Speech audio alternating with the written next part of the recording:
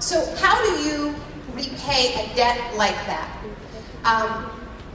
Well, the position of the Bolivian government, and they have backing from the coalition of least developed countries as well as other countries, is that it's very clear. You pay this debt in three ways. One, through very deep emissions cuts, by creating atmospheric space, freeing up atmospheric space for the countries that have emitted the least and need some of that cheap fuel in order to develop. So it's not about just splitting the difference the way it's been formulated here. We'll cut some, poor countries will cut some. It's about rich countries cutting very, very deeply in response to this historical debt. The fact that we have taken up so much more of our share of a limited resource. There is a global carbon budget. We are way over it. The other way you pay a debt is you pay it. You pay it with money. And there's two areas in which we need to pay it. One is helping countries to adapt to the reality of climate change that is already underway. That means responding to droughts. That means building flood walls. That just is the direct response to the way in which the climate is already changing. The World Bank estimates that developing countries are facing costs of $100 billion a year just adapting to current climate change. We can debate those numbers. It's the World Bank, so you can assume that it's low. A team of UN scientists added what it would cost not just to respond to the reality of climate change, but to leapfrog over fossil fuels and adopt green technologies, green energy. And they put that figure at $500 to $600 billion a year. So it's a lot, but still not coming anywhere near the levels of funding that the banks got.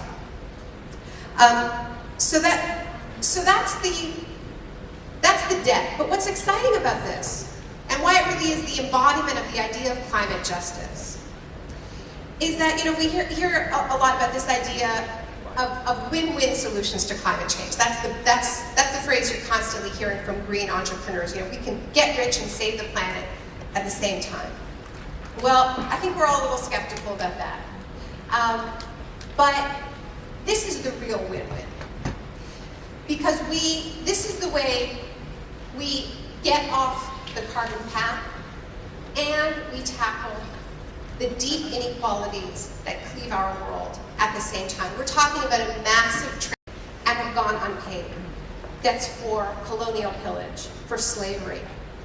Economists, political scientists have been making the case for years to no avail, but the case for climate debt is stronger than any of these other historical debts before, and that's because 192 countries signed the Climate Convention in 1992 that recognized the principle of historical responsibility, that rich countries, Annex I countries, have a historical responsibility to cut their emissions and pay the costs of adapting to climate change. So there's actually a document, and there is basic principle of polluter pays, which is a familiar principle. So this is a winnable case. I want to talk a little bit about my own country briefly, because I think it points to where this movement needs to go in terms of getting stronger. Because we can gather here and we can make these arguments. And there are going to be some incredible sessions here at Klima Forum on ecological debt and climate debt and moving towards a people's tribunal. And one of the things that I find really interesting in talking about climate debt is that very few people will even debate it because the case is so strong. But the reason why it isn't getting more attention is because the response is really, what are you going to do about it? Where is your power? You've got a case, you've got a strong legal case, but how are you going to enforce these debts? And if you look at the country where I'm from, Canada, and it's pretty embarrassing to do that. I used to be a little bit proud to be Canadian. We used to sew maple leaves on our backpacks and all that. You don't want to do that in Copenhagen this week.